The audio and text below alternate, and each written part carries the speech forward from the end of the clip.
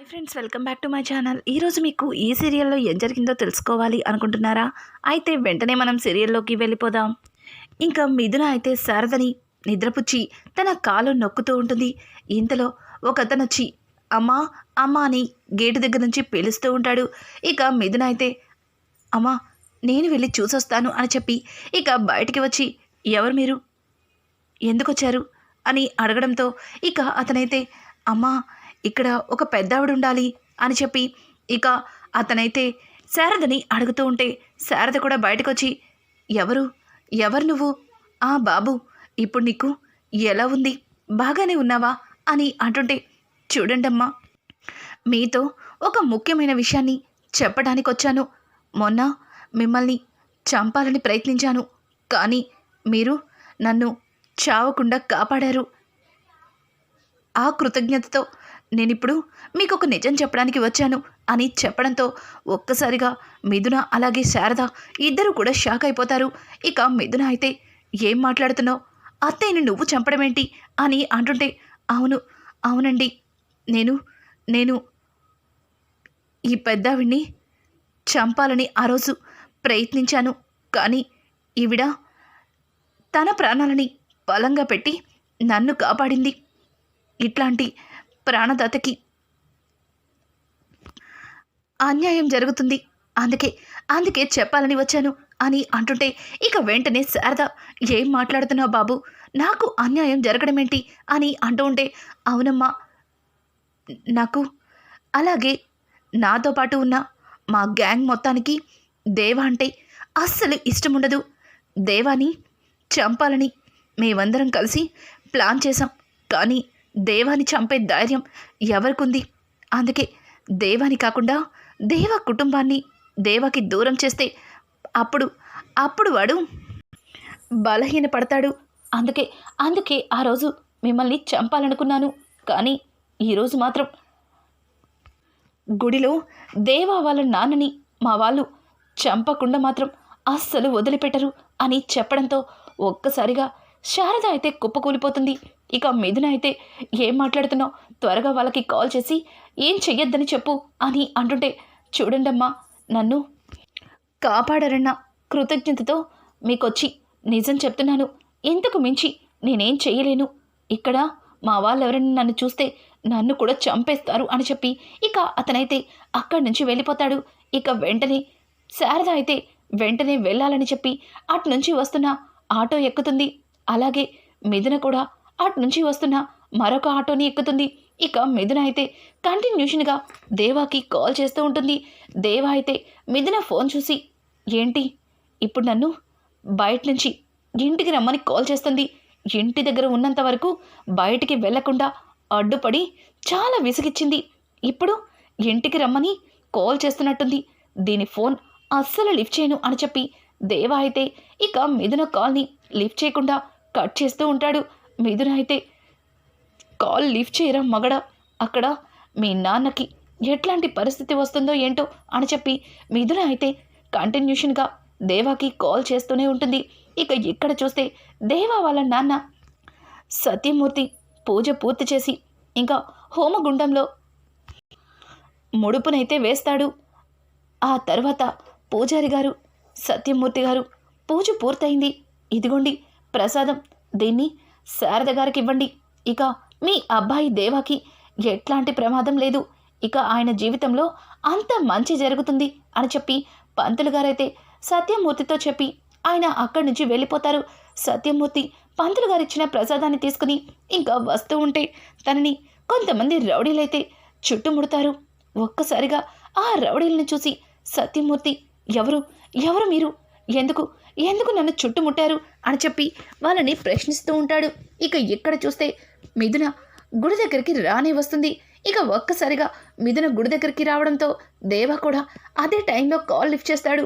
ఇక మిథున అయితే ఏయ్ మెంటలా, నీకు అన్నిసార్లు ఫోన్ చేస్తుంటే కాల్ లిఫ్ట్ చేయవేంటి అని అంటుంటే చూడు, నువ్వెందుకు కాల్ చేసావో నేను తెలియని పిచ్చివాణ్ణేమీ కాదు, సరే ఎందుకు ఫోన్ చేసావో చెప్పు అని అంటుంటే ఎందుకు ఫోన్ చేశానా, నీ మీద కోపంతో నివ్వంటే పగతో తిరుగుతున్న రౌడీలు ఇక్కడ మావయ్య గారిని చంపాలని ప్రయత్నిస్తున్నారు, ఇక్కడే ఇక్కడే గుడి దగ్గర ఉన్నాను, నువ్వు ఎక్కడ ఉన్నావు అని చెప్పి ఇక మిథున మాట్లాడుతుంటే, ఏయ్ నీకేమన్నా పిచ్చి పట్టిందా, నాన్నని రౌడీలు చంపడమేంటి అని అంటుంటే, చూడు నాకు మాట్లాడే టైం లేదు, నువ్వు త్వరగా రా అని చెప్పి ఇక మిథున కాల్ కట్ చేసి హడావుడిగా గుడి లోపలికి వెళ్తుంది. ఇంతలో ఒక రౌడీ పెద్ద కత్తి తీసుకుని దేవ వాళ్ళ నాన్న సత్యమూర్తిని పొడవాలని చూస్తాడు. ఇక మిథున అయితే రేయ్ ఆగండి అని చెప్పి వెంటనే పరిగెత్తుకుంటూ వచ్చి ఇక ఆ రౌడీని వెనక్కి నడుతుంది. ఇంకా వెనక నుంచి మరొక వ్యక్తి పెద్ద కర్రతో మిథున తల మీద గట్టిగా కొడతాడు. ఇక మిథున అయితే ఒక్కసారిగా అక్కడికక్కడే స్పృహ కోల్పోతుంది. ఇంకా వెంటనే సత్యమూర్తి, రేయ్ ఎవర్రా మీరు, ఎందుకు ఎందుకు నన్ను చంపాలనుకుంటున్నారు, ఎందుకు నన్ను చుట్టుముట్టారు అని చెప్పి ఇక సత్యమూర్తి కింద ఉన్న ఒక కర్రని తీసి వాళ్ళని బెదిరిస్తూ ఉంటాడు. కానీ వాళ్ళు బెదరకుండా సత్యమూర్తిని చంపాలని ప్రయత్నిస్తుంటారు. ఇక మిథున అయితే నిదానంగా స్పృహలోకి వచ్చి చిన్నగా పైకి లేచి ఆ కర్రని తీసుకుని వాళ్ళందరినీ కొడుతూ ఉంటుంది. ఇంతలో ఇక్కడ చూస్తే దేవ కూడా గుడి దగ్గరికి రానే వస్తాడు. ఇక దేవ అయితే అక్కడికి వచ్చి మిథునని అలాగే సత్యమూర్తిని పక్కకి తోసి ఆ రౌడీలందరినీ చితకబాత్తాడు. మిథున కూడా తలకి పెద్ద గాయం తగిలినా సరే తను అదంతా పక్కన పెట్టి అక్కడ ఉన్న రౌడీలతో తను కూడా ఫైట్ చేస్తుంటుంది. అలా ఫైట్ చేస్తున్నప్పుడు ఒక అతను మిథునకి వెనుక నుంచి కత్తితో పొడి చేస్తాడు. ఒక్కసారిగా మిథున అమ్మా అని చెప్పి ఇక అక్కడికక్కడే పడిపోతుంది. వెంటనే సత్యమూర్తి, అమ్మా అమ్మా మిథున ఏమైందమ్మా, రే దేవా మిథునని వాడు ఆ రౌడీ వాడు కత్తితో పొడి చేశాడ్రా అని చెప్పడంతో ఒక్కసారిగా దేవ అయితే మరింత ఆవేశాన్ని తెచ్చుకుని రౌడీలని ఇంకాస్త గట్టిగా కొడతాడు. ఇక రౌడీలు బెదిరిపోయి అక్కడి నుంచి పారిపోతారు. ఇక మిథునని తన 2 చేతులతో ఎత్తుకుని దేవ హాస్పిటల్కి అయితే తీసుకొస్తాడు. ఇంకా డాక్టర్లు మిథునని చూసి వెంటనే ఐసీయూలోకి తీసుకెళ్ళి ట్రీట్మెంట్ మొదలు పెడతారు. ఇంకా సత్యమూర్తి అయితే చూసావుగా ఈరోజు నీ ఆవేశం వల్ల ఒక అమ్మాయి ప్రాణం బలవుతుంది. ఇప్పుడు తన పరిస్థితి ఎలా ఉందో ఆ జడ్జి గారు వచ్చి మా అమ్మాయి ఎక్కడ అంటే వాళ్ళకి ఏం సమాధానం చెప్తాను అని చెప్పి సత్యమూర్తి అయితే దేవాని తిడుతూ ఉంటాడు. దేవా నాన్న మీరు నన్ను భయపెట్టకండి, తనకేం కాదు అని చెప్పి దేవ అయితే మిథునని చూస్తూ తనలో తను కొమిలిపోతుంటాడు. ఇక ఇక్కడ చూస్తే సూర్యకాంతమైతే త్రిపురకి కాల్ చేసి మిథునకి జరిగిందంతా కూడా చెప్పడంతో ఒక్కసారిగా త్రిపుర, ఏంటి మిథున ప్రాణాపాయ స్థితిలో ఉందా అని చెప్పి వెంటనే ఆ విషయాన్ని ఇంకా లలిత అలాగే హరివర్ధన్కి చెప్తుంది. హరివర్ధన్ తన చేతిలో ఉన్న ఫైల్ని కింద పడేస్తాడు. ఏం మాట్లాడుతున్నావు త్రిపుర అని అడగడంతో, అవును మావయ్య గారు, ఆ రౌడీ వల్ల మన మిథున ప్రాణాపాయ స్థితిలో ఉంది అని చెప్తే ఒక్కసారిగా హరివర్ధన్ కంగారు పడతాడు. ఇక హరివర్ధన్ అలాగే లలిత ఇంకా రాహుల్ త్రిపుర అందరూ కూడా హాస్పిటల్కి పరుగులు తీస్తారు. హాస్పిటల్లో మిథున పరిస్థితి చూసి లలిత తల బాదుకుంటుంది. ఇక హరివర్ధన్ అయితే నీ వల్లే నా కూతురు ఈరోజు ఇట్లాంటి పరిస్థితుల్లో ఉంది, నా కూతురికి ఏదైనా జరిగితే నిన్ను మాత్రం వదిలిపెట్టను అని చెప్పి హరివర్ధన్ అయితే ఇక దేవ మీద విరుచుకుపడతాడు. దేవ చూడండి, మీ అమ్మాయిని నేనేం కావాలని ఈ స్థితికి తీసుకురాలేదు, తనని ఎన్నోసార్లు మీ ఇంటి దగ్గర దింపాను, కానీ తను తాళి కట్టిన భర్త దగ్గరే ఉంటానని మా ఇంటికి వచ్చి మా ఇంట్లో తిష్ట వేసింది, ఇదిగో ఈరోజు అట్లాంటి స్థితికి వచ్చింది అని చెప్పడంతో ఒక్కసారిగా సత్యమూర్తి ఆవేశంగా దేవ చెంప పగలగొడతాడు. రే నువ్వసలు మనిషివేనా, ఈరోజు ఆ అమ్మాయే కానీ లేకపోతే నీ కళ్ళ ముందు ఈ తండ్రి ఉండేవాడే కాదు అని చెప్పి ఇక సత్యమూర్తి అయితే దేవాని చెడమడ తిడతాడు. దేవ మనసులో మిథున పరిస్థితిని చూసి బాధపడ్డా ఆ బాధని పైకి కనిపించకుండా తనలోనే తను కుమిలిపోతాడు. ఇక ఇంతలో కొంతసేపటికి డాక్టర్ బయటికి వస్తాడు. డాక్టర్ రావడంతోనే అందరూ కూడా డాక్టర్ దగ్గరికి వెళ్ళి, డాక్టర్ ఎలా ఉంది నా కూతురికి అని చెప్పి అలాగే అక్కడ ఉన్న అందరూ కూడా డాక్టర్ని అడుగుతారు. ఇక డాక్టర్ అయితే చూడండి, ఆవిడికి కత్తి చాలా లోతుగా గుచ్చుకుంది. పైగా చాలా రక్తం లాస్ అయింది. 24 గంటలు గడవందే ఏది కూడా చెప్పలేము. తలకి కూడా చాలా బలంగా గాయం తగిలింది అని చెప్పడంతో ఇక హరివర్ధన్ ఏం మాట్లాడలేక అక్కడికక్కడే కుప్పకూలిపోతాడు. ఇక శారద అయితే నా భర్తని కాపాడడం కోసం తన ప్రాణాల మీదకి తెచ్చుకుంది. ఇంత మంచి అమ్మాయికి ఆ దేవుడు ఇట్లాంటి దుస్థితిని తీసుకొచ్చాడేంటి? భగవంతుడా, ఎలా అయినా సరే ఆ అమ్మాయికి ఏం కాకుండా నువ్వే చూసుకోవాలి అని చెప్పి శారద అయితే దేవుడి దగ్గర కూర్చుని మొరపెట్టుకుంటుంది. ఇక దేవ అయితే అమ్మా అని శారదని పిలవడంతో శారద, రే దేవా, ఆ అమ్మాయిని అట్లాంటి స్థితిలో చూస్తుంటే తట్టుకోలేకపోతున్నానరా. తను మీ నాన్న ప్రాణాలు కాపాడడం కోసం తన ప్రాణాల్ని బలంగా పెట్టింది. చూడురా, చూడు, నోరారా అమ్మ అని పిలిచేది. ఇంట్లో అందరితోనూ చలాకీగా మాట్లాడేది. ఎవ్వరం కూడా తనని ఏ రోజు పట్టించుకోలేదు. కానీ అందరూ నా వాళ్ళే అంటూ అందరితోనూ కలివిడిగా మాట్లాడేది అని చెప్పి ఇక శారద అయితే మిథున ఇంట్లో ఉన్న ప్రతి సిచ్యువేషన్ని దేవకి చెబుతూ ఉంటుంది.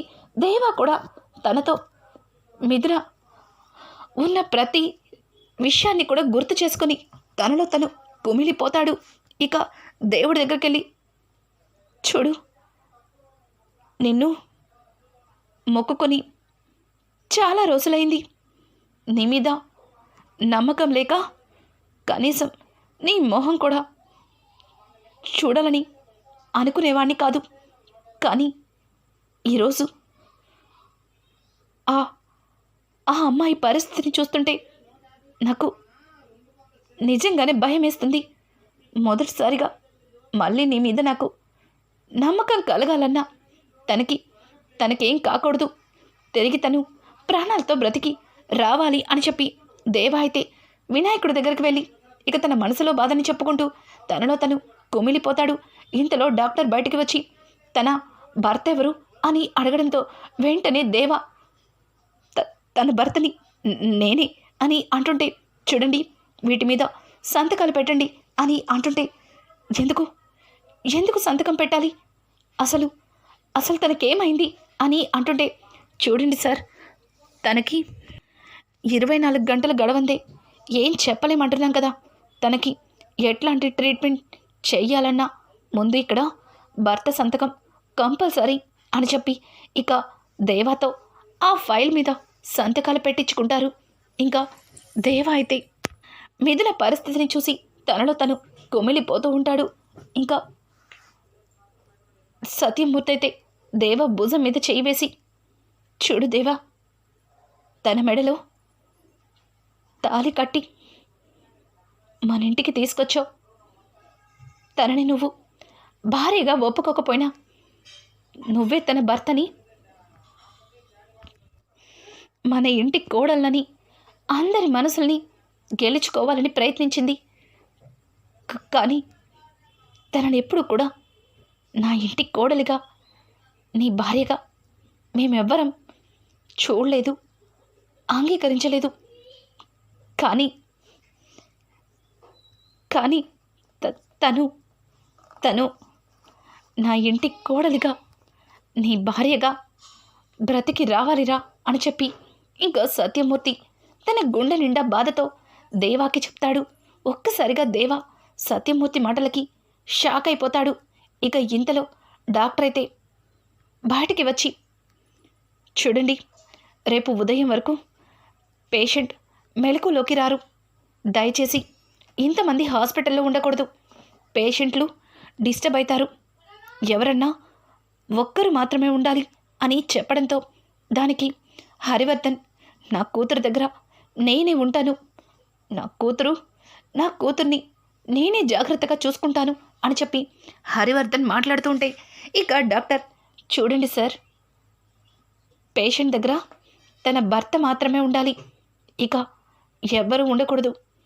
పైగా ఆయన కొన్ని అప్లికేషన్స్ మీద సంతకాలు కూడా పెట్టాలి. ప్లీజ్ దయచేసి మీరందరూ వెళ్ళిపోండి. చూడండి సార్, మీరు మాత్రమే ఇక్కడ ఉండాలి అని చెప్పి దేవాకి చెప్పి అక్కడి నుంచి నర్స్ వెళ్ళిపోతుంది. ఇక హరివర్ధన్ అయితే, రే రౌడీ, నీ వల్ల నా కూతురు చావు బ్రతుకుల్లో ఉంది. కానీ వాళ్ళు తెలియక మళ్ళీ నిన్నే తన దగ్గర కూర్చోపెడుతున్నారు. గొర్రె కసాయి వాడిని నమ్మినట్టు నా కూతురు నిన్ను నమ్మి నీతో వచ్చినందుకు తనకి ఎట్లాంటి దుస్థితి పట్టించావు అని చెప్పి ఇక హరివర్ధన్ అయితే దేవాని చెడమడ తిట్టేస్తాడు. దేవ ఏం మాట్లాడకుండా మౌనంగా తల కిందకి దించుకుంటారు. ఇక ఉదయాన్నే డాక్టర్ రావడంతోనే దేవ ఒక్కసారి తనని చూడొచ్చా అని అడగడంతో సరే సార్, పక్క పేషెంట్లు డిస్టర్బ్ అవ్వకుండా చూసి రండి అని చెప్పి ఇక డాక్టర్ అయితే దేవాని లోపలికి పంపిస్తారు. దేవ అయితే మిథునని అట్లాంటి పరిస్థితుల్లో చూసి చాలా బాధపడతాడు. తనతో గతంలో మిథున గొడవ పడ్డ సంగతులు, అలాగే తనతో కొన్ని ప్రేమగా సరదాగా మాట్లాడిన మాటల్ని గుర్తు చేసుకొని ఇక మిథున చేతిని పట్టుకోవాలా వద్దా అని ఆలోచిస్తూ ఇంకా తన చేతిని పట్టుకుంటాడు. ఒక్కసారిగా దేవా స్పర్శ తగలడంతో మిథున చిన్నగా కళ్ళు తెరిచి దేవా వైపు చూస్తుంది. దేవా మిథున అని చెప్పి పిలవడంతో ఇక దేవ పిలుపుకి మిథున చిన్నగా కళ్ళు తెరిచి, ఏంటి అలా చూస్తున్నావు? నా కోసం ఏడుస్తున్నావా? నా కోసం బాధపడుతున్నావా? నువ్వెప్పుడు అంటావు కదా మోడ్రన్ సావిత్రి అని. మరి సావిత్రి భర్తని వదిలిపెట్టి ఉండలేక అప్పుడు యమధర్మరాజుతోని గొడవ పడింది. ఆయనతో గొడవపడి భర్త ప్రాణాలని వెనక్కి తెచ్చుకుంది. ఈరోజు ఈ మోడ్రన్ సావిత్రి ఆయనతో గొడవపడి నా ప్రాణాన్ని నేనే తెచ్చుకున్నాను. ఎందుకంటే ఈ దేవతో కలిసి జీవితాన్ని పంచుకోవాలి కదా అని చెప్పి ఇక మిథున అన్న మాటలకి దేవ నవ్వుతూ తనని దగ్గరికి తీసుకుంటాడు. ఇక రానున్న ఎపిసోడ్స్లో దేవ మిథున ఒక్కటయ్యారు. ఇక రానున్న ఎపిసోడ్స్ అయితే మరింత ఇంట్రెస్టింగ్గా మారిపోతున్నాయి. ఈ వీడియో మీకు నచ్చినట్టయితే లైక్ చేసి సబ్స్క్రైబ్ చేసుకోవడం మాత్రం మర్చిపోకండి. Thanks for watching.